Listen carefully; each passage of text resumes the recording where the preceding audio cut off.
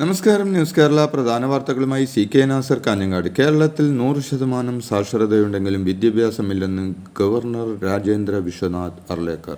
സാക്ഷരതയും വിദ്യാഭ്യാസവും തമ്മിൽ വ്യത്യാസമുണ്ടെന്നും വിദ്യാഭ്യാസം ഉണ്ടായിരുന്നെങ്കിൽ ഇന്ന് നമുക്ക് ചുറ്റും നടക്കുന്ന പല കാര്യങ്ങളും സംഭവിക്കില്ലായിരുന്നുവെന്നും അദ്ദേഹം പറഞ്ഞു. മാടമ്പ് കുഞ്ഞുകുട്ടൻ സൗഹൃദ സമിതി ഗുരുവായൂരിൽ സംഘടിപ്പിച്ച മാടമ്പ് സ്മൃതിപർവം ഉദ്ഘാടനം ചെയ്ത് സംസാരിക്കുകയായിരുന്നു അദ്ദേഹം. ജുഡീഷ്യറിയെയും ചില കാര്യങ്ങളിൽ സ്ഥാപിത താൽപര്യം ബാധിക്കുന്നുവെന്ന് മുതിർന്ന കോൺഗ്രസ് നേതാവ് VM സുധീരൻ പറഞ്ഞു. അനധികൃതമായി ബാറുകൾ അനുവദിച്ചതിൽ താൻ നൽകിയ കേസ് 47 തവണ മാറ്റിയത് ചൂണ്ടിക്കാട്ടിയാണ് KPCC മുൻ അധ്യക്ഷന്റെ വിമർശനം. ന്യായാധിപന്മാർ പലരും മാറിയിട്ടും കേസിൽ തീരുമാനമായില്ലെന്നും ഏറ്റവും ഒടുവിൽ പുതിയ പെറ്റീഷൻ ഫയൽ ചെയ്യാൻ നിർദ്ദേശിച്ചതായും VM സുധീരൻ പറഞ്ഞു. കണ്ണൂർ അഴീക്കലിൽ നിന്ന് 81 കിലോമീറ്റർ അകലെ അറബിക്കടലിൽ തീപിടിച്ച വാൻഹായ് 503 ചരക്ക് കപ്പലിലെ തീയണക്കാൻ ഇനിയും കഴിഞ്ഞില്ല. കപ്പലിലെ ഒഴുക്ക് തെക്ക് പടിഞ്ഞാറൻ ദിശയിലായതിനാൽ കടലിൽ വീണ കണ്ടെയ്നറുകൾ തൃശൂർ, എറണാകുളം ജില്ലകളുടെ ഭാഗത്ത് ഒഴുകിയെത്താനാണ് സാധ്യത. കപ്പൽ ഒരു വശത്തേക്ക് അല്പം ചെരിഞ്ഞതോടെ കൂടുതൽ കണ്ടെയ്നറുകൾ കടലിൽ വീണിട്ടുണ്ട്. 157 ഇനം അത്യന്തം അപായകരമായ രാസവസ്തുക്കൾ കപ്പലിലുണ്ടെന്നാണ് വിവരം. ഇന്നലെ രാവിലെ 9 മണിയോടെ അപകടത്തിലായ കപ്പൽ ഇപ്പോഴും കത്തിയെരിയുകയാണ്. 40 കണ്ടെയ്നറുകളിൽ അതിവേഗം തീ പടരുന്ന രാസവസ്തുക്കളായതിനാൽ രക്ഷാപ്രവർത്തനം ദുഷ്കരമാണ്. കപ്പലിൽ തീപിടിച്ചുണ്ടായ അപകടത്തിൽ 2 പേർ ICUവിൽ തുടരുന്നതായി ചികിത്സയ്ക്ക് നേതൃത്വം നൽകുന്ന ഡോക്ടർമാർ വ്യക്തമാക്കി. അപകടത്തിൽ പരിക്കേറ്റ 6 പേരെ ഇന്നലെ മംഗളൂരു SJ ആശുപത്രിയിൽ എത്തിച്ചിരുന്നു. ICUവിൽ കഴിയുന്ന ചൈനീസ് പൗരന് 40% പൊള്ളലും ഇന്തോനേഷ്യൻ പൗരന് 30% പൊള്ളലുമാണ് സംഭവിച്ചിരിക്കുന്നതെന്ന് ഡോക്ടർമാർ വ്യക്തമാക്കി. നിലമ്പൂർ ഉപതെരഞ്ഞെടുപ്പ് ജമാഅത്തെ ഇസ്ലാമിയുടെ രാഷ്ട്രീയ പാർട്ടിയായ വെൽഫെയർ പാർട്ടി UDFന് പിന്തുണ പ്രഖ്യാപിച്ചതിനെതിരെ കാന്തപുരം വിഭാഗവും LDFും രംഗത്ത്. ജമാഅത്തെ ഇസ്ലാമിയെ ഭീകര സംഘടനയായ ഇസ്ലാമിക് സ്റ്റേറ്റുമായി ഉപമിച്ച ആര്യാടൻ ഷൗക്കത്ത് പിന്തുണയ്ക്കായി ചാടി വീഴുന്നത് ശരിയല്ലെന്ന് കാന്തപുരം വിഭാഗത്തിന്റെ പ്രതികരണം. വെൽഫെയർ പാർട്ടി UDFന്റെ അപ്രഖ്യാപിത ഘടകകക്ഷിയെന്നാണ് ഇടതു സ്ഥാനാർത്ഥി M സ്വരാജ് വിശേഷിപ്പിച്ചത്. ഇസ്ലാമിക തീവ്രവാദത്തിന്റെ ബൗദ്ധിക കേന്ദ്രം മൗദൂദിയാണെന്ന് പറഞ്ഞ ഷൗക്കത്ത് തെരഞ്ഞെടുപ്പ് വന്നപ്പോൾ അത് എന്തിനു മറച്ചുവെക്കുന്നുവെന്ന് എളമരം കരീമും ചോദിച്ചു. വർഗീയ ശക്തികളുടെ കൂട്ടുകെട്ടായി UDF മാറിയെന്നും UDF പ്രത്യാഘാതം അനുഭവിക്കുമെന്നും CPM സംസ്ഥാന സെക്രട്ടറി MV ഗോവിന്ദൻ പറഞ്ഞു. ജമാഅത്തെ ഇസ്ലാമിയുടെ UDF പിന്തുണയിലായിരുന്നു MV ഗോവിന്ദന്റെ പ്രതികരണം. ജമാഅത്തെ ഇസ്ലാമി ലോകത്തെമ്പാടുമുള്ള വർഗീയ ശക്തിയാണെന്നും ഇസ്ലാമിക രാഷ്ട്രം വേണമെന്ന നിലപാട് ഉള്ളവരാണെന്നും എന്നാൽ പീഡിപ്പിക്കപ്പെട്ട ഒരു വിഭാഗമാണെന്നും MV ഗോവിന്ദൻ വിശദമാക്കി. പിണറായിയും ജമാഅത്തെ ഇസ്ലാമിയും തമ്മിൽ മുമ്പ് പരസ്യമായി ചർച്ച നടത്തിയെന്ന് പ്രതിപക്ഷ നേതാവ് VD സതീശൻ പറഞ്ഞു. ജമാഅത്തെ ഇസ്ലാമിയുടെ UDF പിന്തുണയെക്കുറിച്ച് MV ഗോവിന്ദൻ നടത്തിയ പരാമർശത്തിന് മറുപടി പറയുകയായിരുന്നു അദ്ദേഹം. CPMന് പിന്തുണ കൊടുത്തപ്പോൾ വെൽഫെയർ പാർട്ടി മതേതര പാർട്ടിയും, എന്നാൽ UDFന് പിന്തുണ നൽകുമ്പോൾ വർഗീയ പാർട്ടി എന്നതാണ് CPM നിലപാടെന്നും VD സതീശൻ വിമർശിച്ചു. കപ്പൽ തീപിടിച്ചുണ്ടായ ദുരന്തത്തിന്റെ ആഘാതം നിലവിൽ കേരളത്തെ കാര്യമായി ബാധിക്കാനിടയില്ലെന്ന് കേന്ദ്രം. കപ്പലിൽ നിന്ന് വീണ കണ്ടെയ്നറുകൾ തമിഴ്നാട്, ശ്രീലങ്ക തീരങ്ങളിലാണ് കൂടുതലായും അടിയാൻ സാധ്യതയെന്നാണ് കേന്ദ്രത്തിന്റെ വിലയിരുത്തൽ. എന്നാൽ സാധ്യത തീരെ തള്ളിക്കളയാനാകില്ലെന്നും അഭിപ്രായപ്പെട്ടു. കേന്ദ്ര shipping director general Shyam Jagannath, shipping special secretary Rajesh Kumar Sinha എന്നിവർ ചൊവ്വാഴ്ച കേരളത്തിലെയും തമിഴ്നാട്ടിലെയും ചീഫ് സെക്രട്ടറിമാരും ദുരന്ത നിവാരണ അതോറിറ്റിയുടെ പ്രതിനിധികളുമായി നടത്തിയ ചർച്ചയിലാണ് ഇക്കാര്യം അറിയിച്ചത്.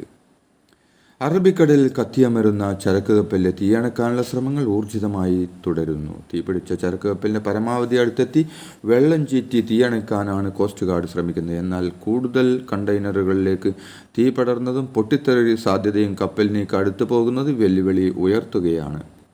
കപ്പൽ തീപിടിച്ചുണ്ടായ അപകടത്തിന്റെ പശ്ചാത്തലത്തിൽ കോഴിക്കോട് തീരമേഖലയിൽ സുരക്ഷാ മുൻകരുതൽ സ്വീകരിക്കാൻ ജില്ലാ കളക്ടറുടെ നിർദ്ദേശം. എണ്ണ ചോർച്ച ഉൾപ്പെടെ സാധ്യതയുള്ളതിനാൽ പൊല്യൂഷൻ റെസ്പോൺസ് ടീം തയ്യാറായിരിക്കാനും നിർദ്ദേശം നൽകിയിട്ടുണ്ട്. ആവശ്യമെങ്കിൽ തീര ശുചീകരണത്തിന് വേണ്ടി ഏകോപനം ഉറപ്പുവരുത്താനും സ്നേഹിൽ കുമാർ സിംഗ് നിർദ്ദേശം നൽകി. കപ്പൽ അപകടത്തിൽ പരിക്കേറ്റ് മംഗളൂരു AJ ആശുപത്രിയിൽ ചികിത്സയിൽ കഴിയുന്നവരുടെ ആരോഗ്യസ്ഥിതിയിൽ പുരോഗതി. 6 പേരിൽ 2 പേർ ഒഴികെയുള്ളവർ അപകടനില തരണം ചെയ്തു. ഇന്നലെ രാത്രിയാണ് ഇവരെ മംഗലാപുരത്ത് എത്തിച്ചത്. ചൈനയിൽ നിന്നുള്ള ലുയാൻ ലീ, ഇന്തോനേഷ്യൻ പൗരനായ സോണിറ്റൂർ ഹൈനി എന്നിവരാണ് ഗുരുതരാവസ്ഥയിൽ കഴിയുന്നത്. പൊള്ളൽ ശ്വാസകോശത്തെ അടക്കം ബാധിച്ചതായാണ് വിവരം. കേരള തീരത്ത് കപ്പലിന് തീപിടിച്ചപ്പോൾ ജീവനക്കാരെ രക്ഷപ്പെടുത്തിയ ഇന്ത്യൻ നാവികസേനയ്ക്ക് നന്ദി പറഞ്ഞ് ചൈന. കപ്പലിലെ 22 ജീവനക്കാരിൽ 18 പേരെ ഇന്ത്യൻ നാവികസേനയും മുംബൈ കോസ്റ്റ് ഗാർഡും ചേർന്ന് രക്ഷപ്പെടുത്തിയിരുന്നു. ഇതിൽ തായ്വാനിൽ നിന്നുള്ള 6 പേരടക്കം 14 പേർ ചൈനീസ് പൗരന്മാരാണ്. ചൈനീസ് എംബസി വക്താവ് യൂജിങ് ആണ് ഇന്ത്യൻ രക്ഷാസംഘത്തിന് നന്ദി പറഞ്ഞ് എക്സിൽ പോസ്റ്റിട്ടത്. ഖത്തറിൽ നിന്ന് കെനിയയിലേക്ക് വിനോദയാത്ര പോയ ഇന്ത്യൻ സംഘത്തിന്റെ ബസ് അപകടത്തിൽപ്പെട്ട് 5 മലയാളികളടക്കം 6 പേർ മരിച്ചു. പാലക്കാട് മണ്ണൂർ സ്വദേശികളായ റിയ 41, മകൾ ഡൈറ 7, തിരുവല്ല സ്വദേശി ഗീത ഷോജി, ഐസക്, തൃശൂർ വെങ്കടേഷ് സ്വദേശികളായ ജസ്ന, കുരിക്കാട്ടുചാലിൽ ജസ്ന 29, 1.5 മാസം പ്രായമുള്ള മകൾ റൂഫി മെഹറിൻ എന്നിവരാണ് മരിച്ച മലയാളികൾ. അപകടത്തിൽ 27 പേർക്ക് പരിക്കേറ്റു. പരിക്കേറ്റവരിൽ 14 പേർ മലയാളികളാണെന്നാണ് വിവരം. കനത്ത മഴയിൽ ബസ് നിയന്ത്രണം വിട്ട് മറിഞ്ഞാണ് അപകടമുണ്ടായത്. ഖത്തറിൽ നിന്ന് ബലിപെരുന്നാൾ അവധി ആഘോഷിക്കാനായി കെനിയയിലേക്ക് പോയ യാത്ര പോയ സംഘം സഞ്ചരിച്ച ബസ് മറിഞ്ഞാണ് അപകടമുണ്ടായത്. സംസ്ഥാനത്ത് കാലവർഷം വീണ്ടും സജീവമാകുന്നു. അടുത്ത 7 ദിവസം വ്യാപകമായ മഴയ്ക്ക് സാധ്യത. ജൂൺ 12 മുതൽ 16 വരെ ഒറ്റപ്പെട്ട അതിശക്തമായ മഴയ്ക്കും അതിൽ 14-16 തീയതിയിൽ ഒറ്റപ്പെട്ട അതിതീവ്ര മഴയ്ക്കും സാധ്യതയെന്ന് കേന്ദ്ര കാലാവസ്ഥാ വകുപ്പ് അറിയിച്ചു.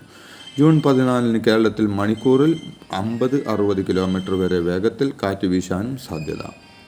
മുസ്ലിം ലീഗിനും കോൺഗ്രസിനുമെതിരെ വിമർശനവുമായി AP വിഭാഗം സംസ്ഥയുടെ വിദ്യാർത്ഥി സംഘടന SSFന്റെ മുഖവാരിക റിസാല. നിലമ്പൂർ ഉപതെരഞ്ഞെടുപ്പിൽ UDF വെൽഫെയർ പാർട്ടിയുടെ പിന്തുണ സ്വീകരിച്ചതിന് പിന്നാലെയാണ് നിലമ്പൂർ ആരാണ് ഒരു പണം തൂക്കം മുന്നിൽ എന്ന തലക്കെട്ടിൽ റിസാലയുടെ എഡിറ്ററുടെ കുറിപ്പ് പ്രത്യക്ഷപ്പെട്ടിരിക്കുന്നത്.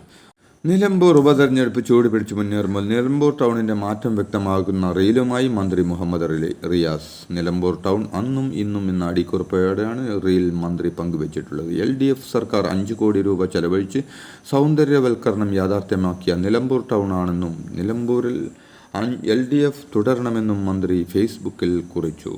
നിലമ്പൂരിൽ ഹിന്ദു മഹാസഭയുടെ പേരിൽ M സ്വരാജിന്റെ പ്രചരണത്തിന് എത്തിയയാൾക്ക് സംഘടനയുമായി യാതൊരു ബന്ധവുമില്ലെന്ന് അഖിൽ ഭാരത ഹിന്ദു മഹാസഭ സംസ്ഥാന പ്രസിഡന്റ് സ്വാമി ഭദ്രാനന്ദ് സോഷ്യൽ മീഡിയ കുറിപ്പിൽ അറിയിച്ചു.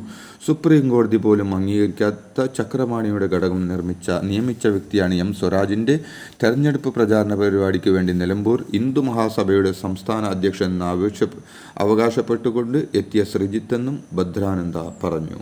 പ്രായമായവരിൽ മറ്റ് അനുബന്ധ രോഗമുള്ളവരിലും കോവിഡ് ഗുരുതരമാകുന്നു എന്നതിന് പ്രത്യേകം ശ്രദ്ധിക്കണമെന്ന് ആരോഗ്യവകുപ്പ് മന്ത്രി വീണ ജോർജ് പറഞ്ഞു. പൊതു ഇടങ്ങളിലും യാത്രകളിലും മാസ്ക് ധരിക്കണം. രോഗലക്ഷണമുള്ളവർക്ക് കോവിഡ് പരിശോധന നടത്താൻ എല്ലാ ആശുപത്രികൾക്കും നിർദ്ദേശം നൽകിയിട്ടുണ്ട്. ഓക്സിജൻ ലഭ്യത ഉറപ്പുവരുത്താൻ നിർദ്ദേശം നൽകിയതായും മന്ത്രി വ്യക്തമാക്കി. RTC കൺട്രോൾ റൂമിലേക്ക് യാത്രക്കാരനെന്ന നിലയിൽ ഗതാഗത മന്ത്രി ഗണേഷ് കുമാറിന്റെ ഫോൺ കോൾ. കൃത്യമായ മറുപടി നൽകാതിരുന്ന വനിതാ ജീവനക്കാർ അടക്കം 9 കണ്ടക്ടർമാരെ സ്ഥലം മാറ്റി. പരാതികൾ അറിയിക്കാനും ബസ് സമയം അറിയാനുമാണ് KSRTC കൺട്രോൾ റൂം സജ്ജീകരിച്ചത്. ഇതോടെ ഇന്നത്തെ പ്രധാന വാർത്തകൾ സമാപിച്ചു. നന്ദി, നമസ്കാരം. സോളാർ എവിടെ നോക്കിയാലും സോളാർ തന്നെയല്ലേ? എന്നാൽ സോളാർ വെച്ചാൽ കറന്റ് പോയാൽ കറന്റ് ഇല്ലാതിരിക്കണം എന്നതാണ് വാസ്തവം. സോളാർ പ്ലാന്റ് ഉത്പാദിപ്പിക്കുന്ന വൈദ്യുതി വെറുതെ പാഴാകുന്നു. ഉപയോഗവും ഇല്ല, മീറ്റർ റീഡിംഗും ഇല്ല, എല്ലാം മൊത്തത്തിൽ നഷ്ടം മാത്രം. നിങ്ങൾക്കിതിന് ഒരു പരിഹാരം വേണ്ടേ? കാഞ്ഞങ്ങാട് മാണിക്കോത്ത് ഗ്രീൻ ഷോപ്പിയുടെ ഹൈബ്രിഡ് സോളാർ വെച്ചാൽ നിങ്ങൾക്ക് കറണ്ട് പോകില്ല എന്ന് മാത്രമല്ല ബാക്കി കറണ്ട് KCBക്ക് കൊടുത്ത വരുമാനവും ലഭിക്കുന്നു. എന്താ, വിശ്വാസമായില്ലേ? അപ്പോൾ ഇനി എന്തിനാ വെയിറ്റ് ചെയ്യുന്നത്? കൂടുതൽ വിവരങ്ങൾക്ക് ഇന്ന് തന്നെ താഴെ കാണുന്ന നമ്പറിൽ ബന്ധപ്പെടുക.